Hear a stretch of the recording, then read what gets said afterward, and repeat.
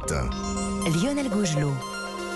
Toute la semaine pour l'édito international, on retrouve nos correspondants à l'étranger. Ce matin, direction Pékin avec Sébastien Lebelzig. Bonjour Sébastien. Oui, bonjour à toutes et à tous. Alors la Chine qui attaque l'année 2023 sans aucune restriction contre le Covid. On l'a vu, après 3 années quasiment coupées du monde.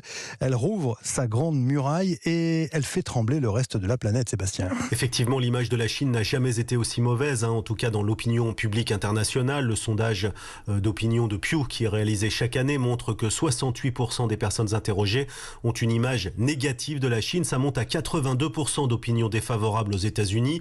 Et dans le même temps, ici, la presse officielle a sorti son petit sondage qui montre, lui, que 62% des gens ont une bonne image de la Chine.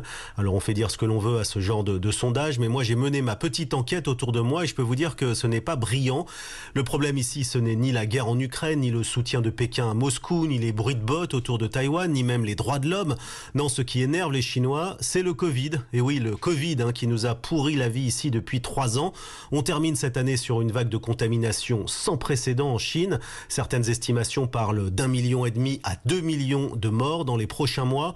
Alors le gouvernement a fait volte-face après 3 années à considérer le Covid comme la lèpre. 3 années de confinement, de drame et de situations absolument dramatiques ici. Et bien voilà que le Covid ne serait plus qu'un simple rhume. Ce sont les autorités en tout cas qui le disent et même qui le martèlent partout dans les médias. Ce revirement, c'est bien le symbole que la Chine fait vraiment ce qu'elle veut, à la fois avec la santé de sa population, mais aussi avec celle du monde entier, puisqu'imaginez, quand les frontières vont rouvrir ici, ce sera certainement en 2023, eh bien des centaines de millions de touristes chinois iront contaminer les pays alentours avec peut-être de nouveaux variants. C'est un pari très dangereux donc pour la Chine en 2023. Et comment cela est-il vécu par l'opinion chinoise, Sébastien ? Le problème, c'est surtout qu'en Chine, seule la politique parle. On n'entend ni les experts, ni les scientifiques, ni les médecins qui forcément s'inquiètent pour la santé des personnes âgées notamment.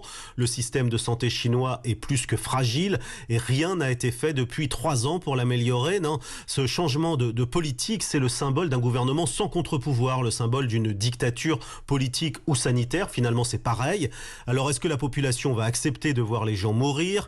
Est-ce qu'elle va manifester comme elle l'a fait fin novembre pour protester contre les excès des confinements? Rien n'est moins sûr. Mais en tout cas, cela ne va pas servir à faire briller l'étoile du Parti communiste. Et pour Xi Jinping, le président, c'est un vrai défi alors qu'il attaque son 3e mandat. Oui, ce sera en mars prochain. Une nouvelle équipe tout entière dévouée à Xi Jinping prendra les rênes. Une équipe 100% Xi compatible. Avec, c'est une première depuis 40 ans, la fin des factions au sein du Politburo, la disparition des opposants, que ce soit les princes rouges, les héritiers de la révolution maoïste ou la nomenclatura issue de la jeunesse communiste.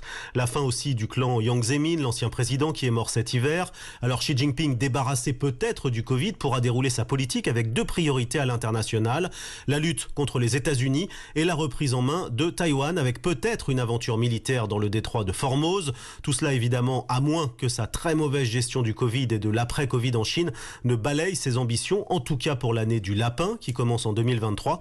Il lui faudra peut-être alors attendre 2024, année cette fois du dragon, un animal beaucoup plus belliqueux celui-là, pour abattre ses cartes. Merci Sébastien Lebelzig, correspondant d'Europe 1 à Pékin.